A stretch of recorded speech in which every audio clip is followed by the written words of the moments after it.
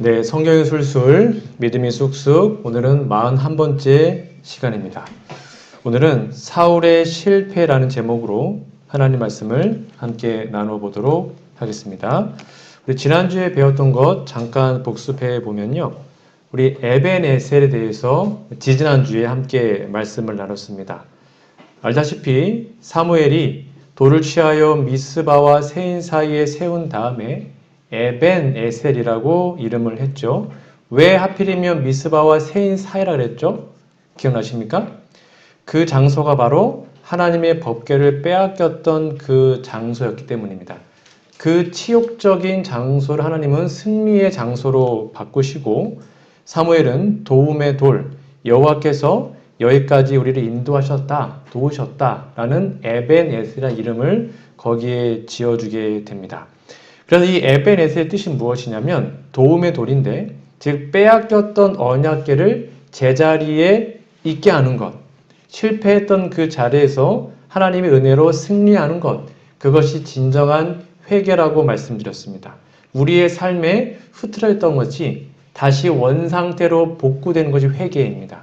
그것이 필요하다라고 말씀을 드렸습니다.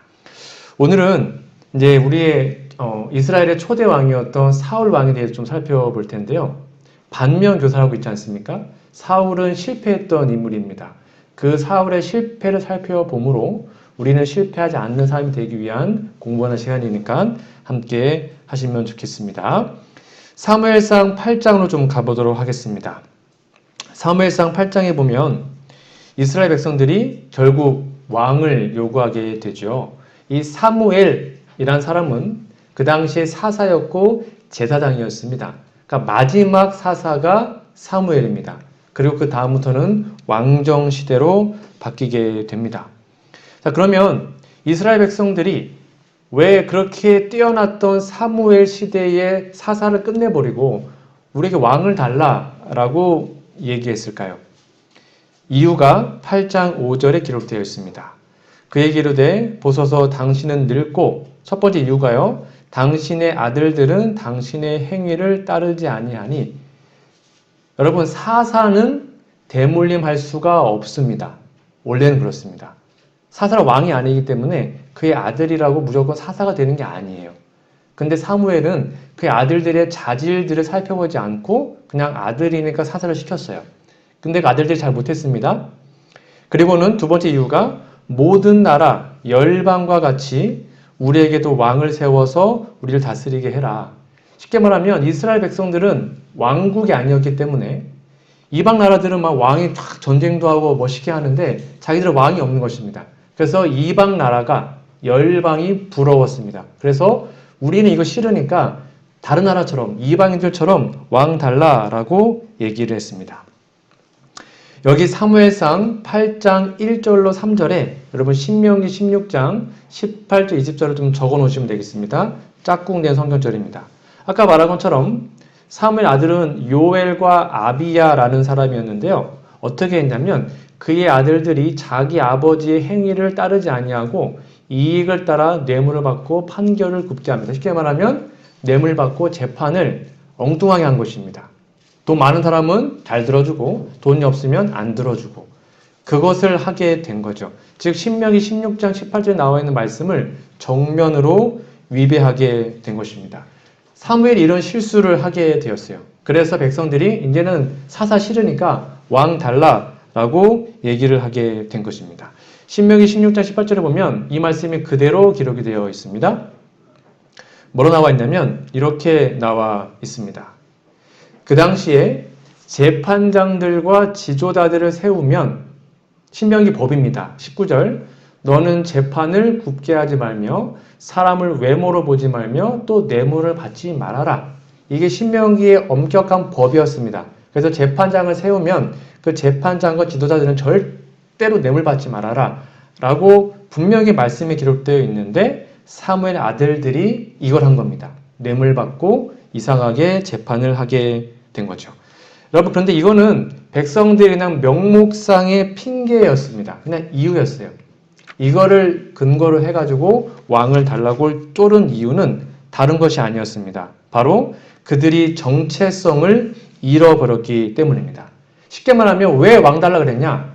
나 이방 나라 사람들과 다른 거 싫다는 것입니다. 독특한 거 싫다는 거예요. 구별된 거 싫다는 것입니다. 우리도 열방과 같이 이방 나라와 같이 똑같이 하면 좋겠다.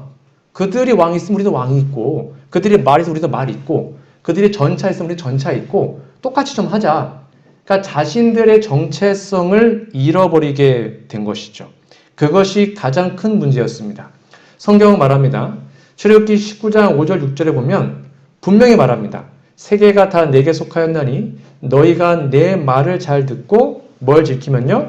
언약을 지키면, 이게 포인트인데, 언약을 잘 지키면 하나님께 돼요. 하나님의 소유가 되고, 그 다음에 세계에서 제4장 나라가 되며 거룩한 백성이 된다라고 얘기합니다. 이것이 이스라엘 백성들이 전 세계에서 뛰어날 수 있는 유일한 이유였습니다. 구별된 백성, 독특한 백성, 다른 나라와 달랐던 것이 경쟁력이었는데 그게 싫다는 거예요. 나 독특한 거 싫고 구별된 거 싫으니까 나 이방과 같이 우리도 왕 주시오 라고 얘기하게 된 것입니다.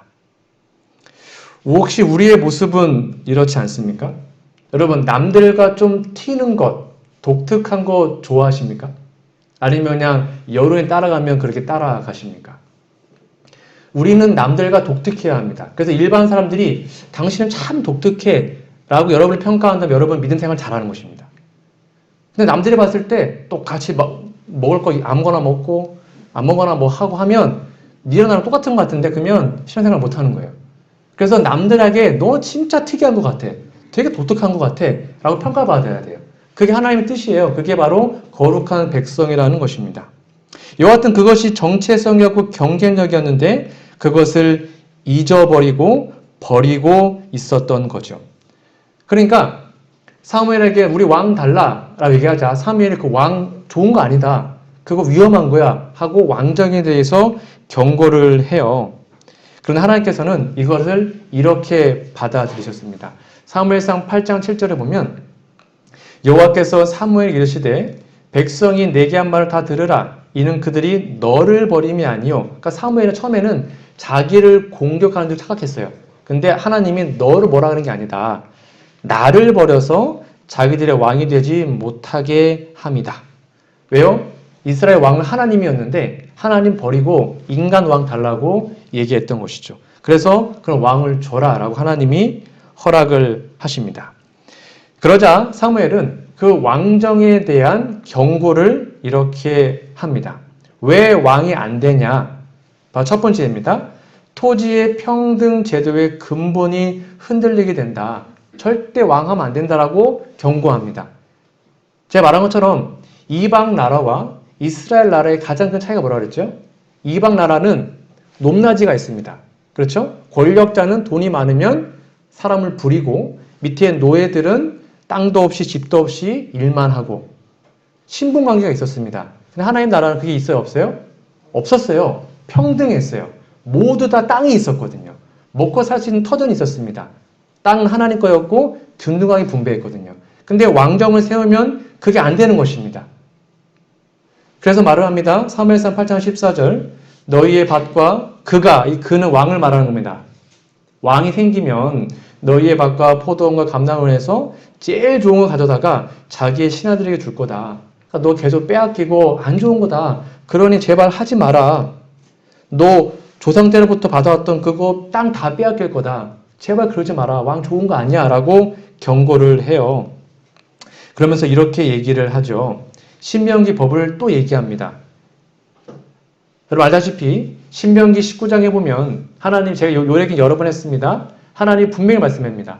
기업의 땅에서 조상이 정한 내 이웃의 경계표를 옮기지 말라. 쉽게 말하면 땅을 주고받거나 사고 팔거나 하지 말아라. 그 땅을 보존해라. 그 말이죠. 그의 이웃의 경계표를 옮기는 자는 뭘 받아요? 저주받는다. 그러니까 토지를 불균등하게 하는 것은 저주받는 행위니까 하지 말아라. 그런데 왕정이 생기면 그렇게 된다. 라고 경고해요. 백성이 들어요? 안 들어요? 안 들어요. 듣지를 않습니다. 아, 괜찮다고 얘기를 합니다. 그러자 사무엘이 두 번째 경고합니다. 그리고 정규 11조 외에 왕궁 유지를 위해서 또 다른 11조를 추가로 납세해야 될 것이다. 쉽게 말하면 너 돈 더 내야 된다. 그 말이 사무엘상 8장 15절부터 기록되어 있습니다. 그가 왕이에요. 또 너희의 곡식과 포도원 소산의 11조를 거두어 자기의 관리와 신약이 될 것이며, 그러니까 원래 11조는 레위인들에게 주는 거죠. 레위인들. 그렇죠? 레위인들이 제사장들이 살기 위해서 11조를 내요. 근데 왕정이 생기면 왕이 11조를 또 걷습니다. 그러면서 자기의 관리들과 어떤 왕궁의 경제력을 위해서 쓴다는 거예요. 그래서 17절 너희 양떼의 10분의 1을 거두어 가리니 너희가 그의 종이 된다. 그러니까 제발 왕정하지 말아라. 큰일 난다. 돈 더 내야 된다. 파탄 난다. 라고 얘기를 했거든요. 근데 백성들이 그 말을 듣지 않습니다. 이렇게 왕이 11조를 또 다른 11조를 또 걷어가면 레위인들에게 드려지는 11조가 감소할까요? 증가할까요?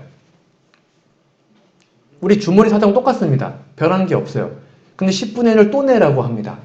그러면 레위인들에게 원래 바쳐야 될 것이 줄어들겠죠. 그러면 레위인들의 터전이 없어지고, 즉 레위인들 제사장들이 먹고 살기 힘들게 되면 말씀을 가르치고 제사 드리는 것들이 힘들어지게 되겠죠. 즉 언약 관계를 회복하는 사역이 중대한 어떤 문제점이 생기게 되는 거예요. 근데 백성들이 말을 들었을까요? 안 들었습니다. 아, 괜찮다고, 돈 더 내겠다고 하고는 왕정을 해버립니다. 그래서 하나님께서 어쩔 수 없이 사울이라는 그들의 입맛에 맞는 왕을 세워주십니다. 근데 이 사울 왕은 하나님께 결국 버림받고 실패하게 됩니다.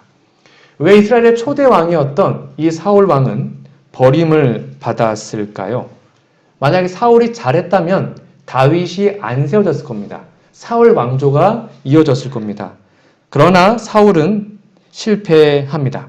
그래서 사무엘서의 중요한 포인트가 뭐냐면 왜 사울에게 하나님께서 은혜를 베푸셨다가 사울에게 은총을 빼앗아 가시고 다윗에게 그 은총을 넘기셨을까? 그것이 가장 중요한 포인트입니다. 그것을 이해하시고 우리 사무엘서를 좀 보도록 하겠습니다. 사무엘상 하를 깨뚫는 중요한 포인트 성경책 요겁니다. 역대상 10장 13절 14절입니다. 요거 좀 잘 기억해 두세요. 사울이 실패한 이유입니다. 성경 자체가 설명합니다. 사울이 죽은 것은 첫 번째 뭐예요? 여호와께 범죄했다. 근데 그게 범죄가 뭐냐? 여호와의 말씀을 지키지 아니했고 또 신접한 자에게 가르치기를 청했고 그 다음에 세 번째 여호와께 묻지 아니하였으므로 여호와께서 그를 죽이시고 그 나라를 이새의 아들 다윗에게 넘겨주셨다라고 기록합니다. 즉 사울이 실패했던 이유를 한마디로 얘기하면 사울이 뭐 했다는 거예요? 여호와께 범죄했다는 것입니다. 말씀 안 듣고 말씀 지키지 않고 언약 순종하지 않고 속된 말로 지 마음대로 했다는 것입니다. 마음대로 자기 뜻대로 했기 때문에 하나님으로부터 버림을 받게 되죠. 자, 제가 말씀드린 것처럼 신명기라는 책에 보면 이스라엘에 혹시 왕정이 세워지게 되면 왕이 딱 등극합니다. 그러면 가장 먼저 왕에게 무엇을 선물로 줬다 그랬죠? 기억나십니까? 왕이 되면 제사장들이 왕에게 가장 먼저 무엇을 줬죠? 선물로?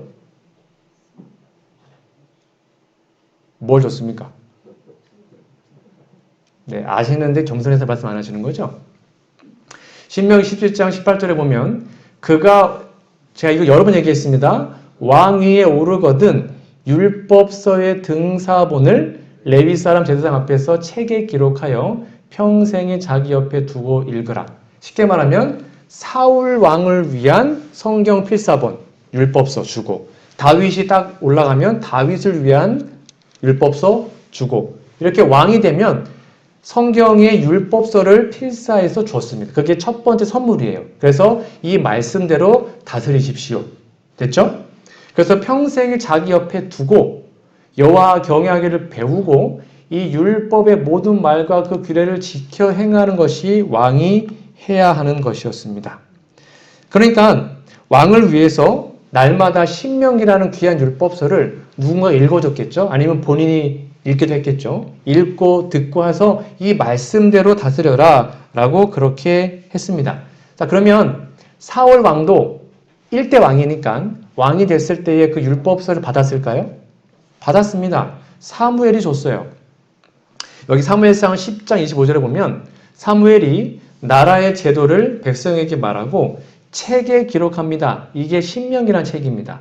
그래서 여호와 앞에 두고 그다음에 사울이 그대로 하려고 말을 하죠. 모든 백성을 각자 집으로 보냈습니다. 그래서 사울조차도 율법서를 받았습니다. 사울용. 그래서 신명기 아니면 더 크게는 모세오경 그걸 받고 그 율법대로 읽고 지키고 순종하고 할 수 있도록 했다는 겁니다. 왜냐하면 거기에 하나님 나라의 모든 통치 원리가 다 담겨져 있었거든요. 근데 사울 왕은 그 율법서대로 했다 안 했다? 안 했다는 것입니다. 그래서 실패했고 버림을 받은 거죠. 사무엘하 7장 15절에 이렇게 기록되어 있습니다. 여기 보시면 내가 내 앞에서 물러나게 한 사울에게서 내 은총, 이 은총이 제가 여러 번 강조한 언약적 사랑, 헤세드라는 단어입니다. 은총을 빼앗은 것처럼 하나님께서는 사울에게서 언약적 사랑, 은총, 헤세드를 거두어 가셨습니다. 헤세드는 하나님의 언약적 사랑입니다. 신실한 사랑이에요. 근데 그것을 어쩔 수 없이 사울에게서 거두어 가십니다. 사울은 언약 정신을 잃어버렸기 때문입니다.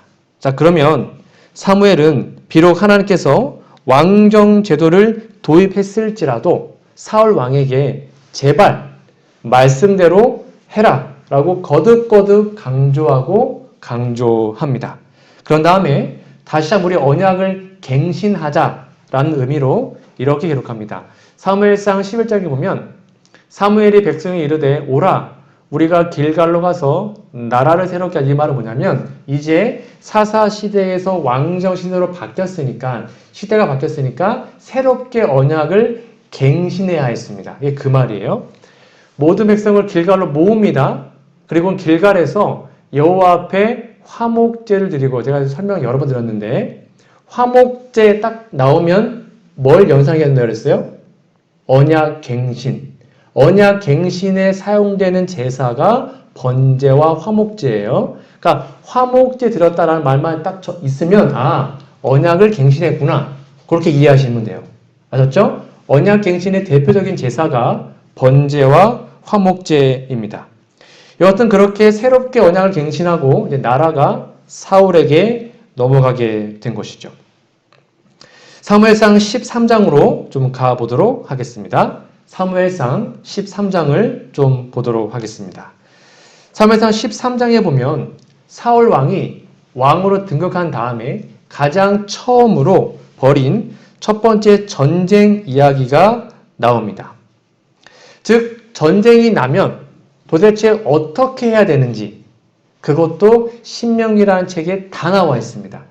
그러니까 전쟁이 적군이 쳐들어오면 왕이 여봐라 신명기 갖고 와봐라 하고는 신명기 살펴요. 그럼 여기에 이때는 어떻게 하고 다 나와 있습니다. 신명기에 보면 전쟁 규례가 나옵니다. 요거 그냥 참고를 알아두세요. 임전, 태세 및 전쟁 개시법. 쉽게 말하면 전쟁이 생겼을 때 어떻게 시작해야 되는지가 나와요. 그 다음에 성읍을 어떻게 점령해야 되는지 신명기에 다 나옵니다. 전쟁포를 어떻게 취급해야 되는지 그 다음에 야영 어떻게 진출해야 되는지 다 나옵니다. 그 다음에 참전 면제 쉽게 말하면 딱 모았는데 군사 중에 넌 집에 돌아가 너는 할 필요 없어 하고 집에 돌려보낼 사람은 누구들인지 다 나와 있습니다. 그리고 아말렉 어떻게 진멸해야 되는지 기록이 되어 있어요. 그러니까 요거 나와 있는 신명기에 나와 있는 말씀대로만 하면 전쟁의 백전백승이에요. 다 이길 수 있었습니다. 그거를 사울이 알았을까요? 알았거든요. 왜냐하면 신명기가 있었기 때문에 봤기 때문에 알았어요.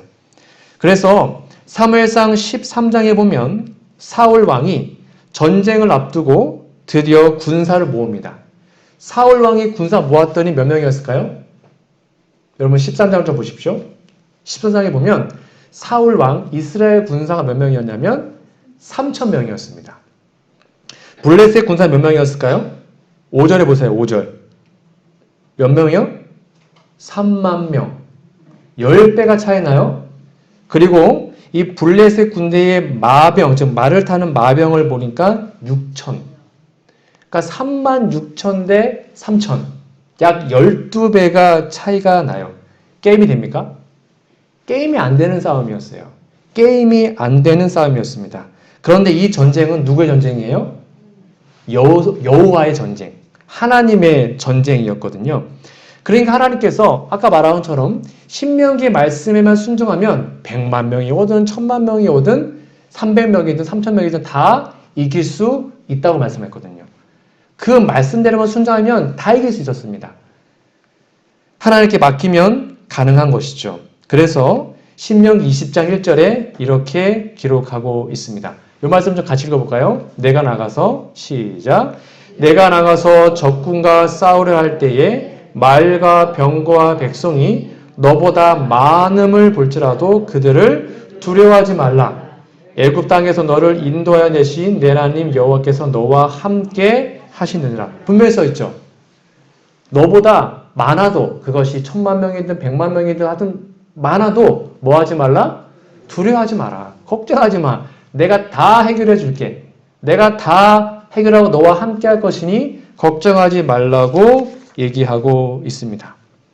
그러니까 이스라엘 백성들에게 있어서 가장 큰 싸움은 적군과의 싸움이 아니었습니다. 뭐와의 싸움이었냐면 두려움과의 싸움이었습니다. 믿음의 싸움이었다는 것입니다.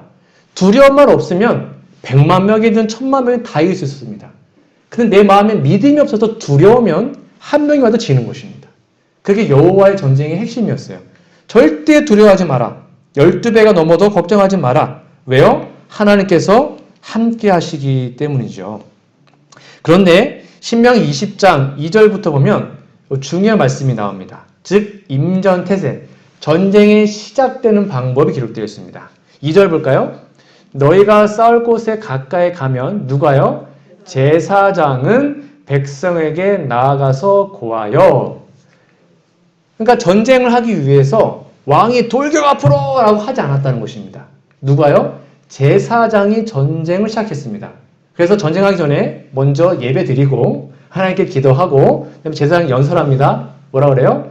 마음에 겁내지 말며 두려워하지 말며 떨지 말며 그들로 말미암아 놀라지 말라. 하나님 함께 하신다 하고 예배 드린 다음에 전쟁 개시하면 와 해가지고 전쟁을 한 것입니다. 즉 군대를 소집한 후에 가장 먼저 나선 사람은 왕이 아니었습니다. 제사장이었어요. 왜요? 이거는 여호와의 전쟁이었으니까요. 믿음이 없으면 이길 수 없었기 때문입니다. 하나님 함께하지 않으면 승리할 수 없었기 때문입니다. 그래서 그들의 마음속에는 불신, 그 두려움을 이겨내기 위해서 제사장들이 먼저 예배드리고 믿음을 붙돋아주고 죄를 회개하게 하고 깨끗하게 하고 그 다음에 전쟁 시작하면 하나님께서 함께 했던 거죠. 여기 보면 그래서 이들이 두려워했던 이유가 기록이 되어 있습니다. 전쟁 참여 불가능한 자. 그래서 전쟁에 모이잖아요? 그러면 왕들이나 아니면 장군들이 사람들을 돌려보냅니다. 이런 사람들 다 돌려보냅니다. 필요가 없어요. 첫 번째 뭡니까? 새 집을 건축하고 낙성식 못한 자가 있느냐? 돌아가라. 왜요? 집 걱정하는 것입니다. 재물 걱정. 그럼 마음이 나뉘니까 너 가. 그냥 집에 가. 필요 없어. 두 번째, 포도원 만들고 과실 못 먹은 자가 있느냐? 그럼 사업 걱정하잖아요. 너 집에 가. 그냥 포도 먹으러 가. 보내버립니다. 세 번째, 여자와 약혼하고 결혼하지 못한 자가 있느냐? 가정 걱정하는 것이죠. 그럼 너 집에 가. 그냥 괜찮아. 가. 보내버립니다. 네 번째, 두려워서 마음이 허약한 자가 있느냐? 두려워? 그럼 가. 그렇게 해가지고 저 두려운데요? 집에 가고. 저 집에 뭐 있는데요? 가고. 다 보내버려요, 사람들. 왜 그랬을까요? 이런 사람들이 있으면 오히려 방해가 되거든요. 여호와의 전쟁은 인해 전술이 아니에요. 기드온의 300명, 처음에 몇만 명이었잖아요. 다 집에 보내버렸어요. 그리고는 딱 준비된 300명 갖고 이겼단 말이에요. 그래서 하나님께서는 마음에 두려움이 있고 가정 걱정을 하고 사업 걱정하고 돈 걱정하고 이런 사람들을 사용하지 않으셨습니다. 오히려 방해가 되거든요. 이건 오늘날 우리에게도 시사하는 바가 큽니다. 하나님의 사업을 할 때에 혹시 우리 마음이 이렇게 나뉘어져 있으면 하나님이 우리의 삶에 임재할 수 없다는 거예요. 군대 지휘관이 다 돌려보냅니다. 하나님께 영광 돌리지 못하기 때문입니다. 그런데 아까 말한 것처럼 누가요? 제사장이 다 돌려보낸 다음에 우리 기도하고 예배하자. 그리고는 그 정말로 믿음이 충실한 그 사람들을 모아놓고 전쟁을 시작하게 됩니다. 하나님께 물어보죠. 하나님 올라갈까요? 오케이 준비됐다. 올라가라 하면 올라가면 백전백승 다 승리였던 것입니다. 그래서 이 당시에 전쟁 개시권 즉 시작은 오직 제사장만 할 수 있었는데 그거를 바로 사울이 깨버린 거예요. 그게 가장 큰 첫 번째 죄였다는 것입니다. 보십시오. 부조선지자 617페이지에 보면 사울이 맨 처음에 이스라엘 왕으로 기름 부음 받았을 때에 사무엘로부터 이때에 즉 전쟁을 시작할 때 어떻게 해야 되는지를 지시받은 것입니다. 분명히 얘기했죠. 선지자는 넌 나보다 앞서 길갈 내려가라. 내가 내게로 내려가서 번제와 화목제를 드리리니 즉 전쟁 전에 예배 드리겠다 그 말입니다. 내가 너에게 가서 너의 행할 것을 가르칠 때까지 7일을 기다려라. 기다려서 예배 드리고 전쟁 시작해야 돼 라고 분명히 얘기를 했어요. 근데 그거를 사울이 깨버리게 됩니다. 사무엘상 13장에 보면 어떻게 사울이 전쟁터에서 기다립니다. 근데 사무엘이 조금 지체합니다. 그러니까 백성들이 막 두려워가지고 다 도망가고 굴에 숨고 하지 않습니까? 그러자 사울 왕이 어떻게 해요? 자기가 감히 칼을 찬 채로 하나님께 번제와 화목제를 드립니다. 그러고는 나름 잘한 것처럼 딱 있는데 사무엘이 와가지고 그럼 안 된다라고 견책을 하죠. 이 부분을 이렇게 기록하고 있습니다.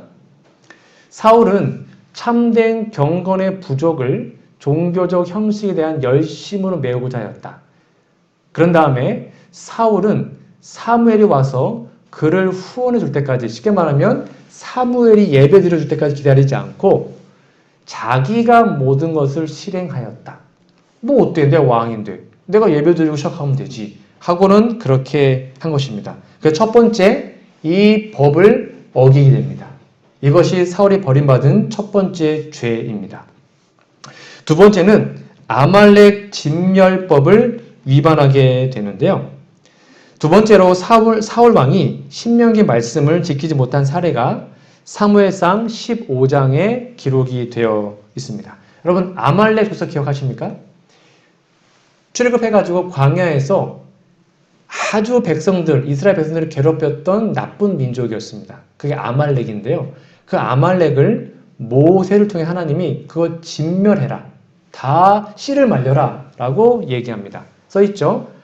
아말렉을 쳐서 그들의 모든 소유를 남기지 말고 진멸하라. 남녀, 소와 젖먹는 아이, 우양, 낙타, 나귀 하여튼 다 죽여라 라고 법을 만들어 보냅니다.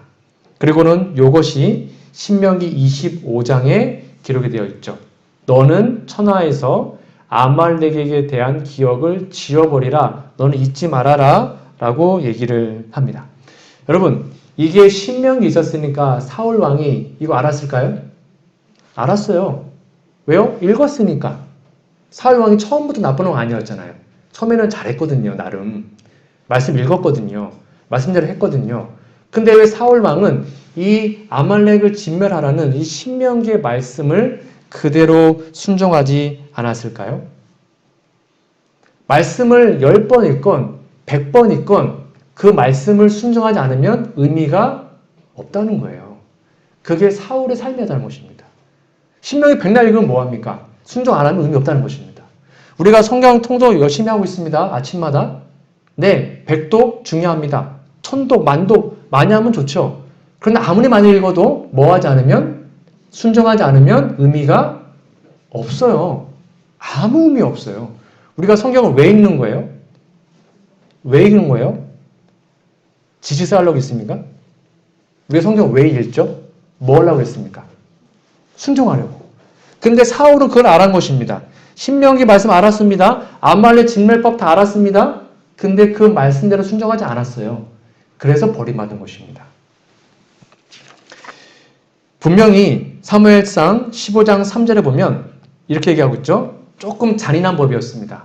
아말렉을 쳐서 그들의 모든 소유를 다 남기지 말고 진멸해라. 남녀, 소와 젖먹는 아이까지 다 죽여라 라고 얘기를 했어요. 근데 사울이 이 말씀대로 진멸하지 않습니다. 살려준 게 몇 가지 있습니다. 뭘까요? 딱 왔더니 사무엘이 왔어요. 그때 사울 왕이 어떻게 하는지 아십니까? 이 당시에 이방인들은 어떻게 했냐면 전쟁이 나면 그 나라의 전쟁 포로에서 왕을 잡아옵니다. 왕을 잡아서 이렇게 전쟁 포로 데리고 오면 그게 가장 큰 영광이었거든요. 그러니까 사울 왕이 아말렉의 왕을 죽이지 않아요. 원래 바로 죽여야 되거든요. 근데 포로로 잡아옵니다. 왜냐면 자기 면 좀 낯을 좀 이렇게 보이려고 잡아와요. 그리고 두 번째요. 빼앗은 짐승 중에 좋은 짐승은 죽이지 않습니다. 좀 볼품없고 좀 병들고 좀 이상한 것만 죽이고 좋은 것은 다 가지고 와요. 탈취해서 옵니다. 그러자 사무엘이 뭐라 그럽니까? 너 왜 이거 안 죽였냐? 그때 왕이 뭐라 그랬어요? 사울 왕이 이거요. 너무 좋은 걸 아까워가지고 하나님께 예배 드리려고. 이거 번제 쓰면 좋고요. 하나님께 이거 제물로 드리려고 좋은 거 가져온 거예요. 이렇게 얘기합니다. 여러분 그렇듯해요? 안 그렇듯해요? 좋은 거, 이왕이면 좋은 거 드리면 좋잖아요. 하나님한테. 그렇죠? 싱싱한 거, 건강한 거. 이렇게 얘기를 합니다. 그러자 사무엘이 뭐라 그럽니까? 이렇게 얘기를 하죠. 사울이 이르되 그것은 무리가 아말렉 사람에게 끌어온 것인데 백성이 당신 안에 여호와께 제사를 하여 양들과 소들 중에 가장 좋은 거 남겼습니다. 이거 정말 좋은 거거든요. 이렇게 얘기를 해요. 그러자 사무엘이 이렇게 얘기를 합니다. 어찌 왕이 여호와의 목소리를 청종하지 아니하고 탈취하기에만 급급했냐라고 얘기한 다음에 그 유명한 말씀을 합니다. 뭐가요? 순종이 제사보다 낫다. 이게 제가 오늘 꼭 드리고 싶은 말씀입니다. 여러분 믿음과 순종은 하나입니다. 우리가 믿음이 있다? 그것은 순종으로 증명되어야 합니다. 되게 중요한 것입니다. 왜 사울 왕과 백성들이 좋은 짐승을 살려뒀다고요? 하나님께 드리려고요? 아닙니다. 이거를 하나님께 드리면 결국 자기 거를 안 드려도 됩니다. 그렇죠? 자기 집에 양이 있어요. 소가 있는데 원래 그걸로 예배 드려야 된단 말이에요. 제물을. 근데 탈취한 걸 드리면 내 거를 아낄 수 있죠. 원래 그게 마음이었어요. 탐심, 탐욕. 근데 그거를 번지르하게 하나님께 예배 드리려고 그렇게 한 겁니다. 라고 얘기를 해요. 그러자 그 유명한 말씀을 하죠. 사무엘이 이르되 여호와께서 번제와 다른 제사를 그의 목소리를 청조하는 것을 좋아하신 같이 좋아하시겠나이까. 하나님 뭘 더 좋아한다는 거예요? 예배요? 순종이요? 순종이요.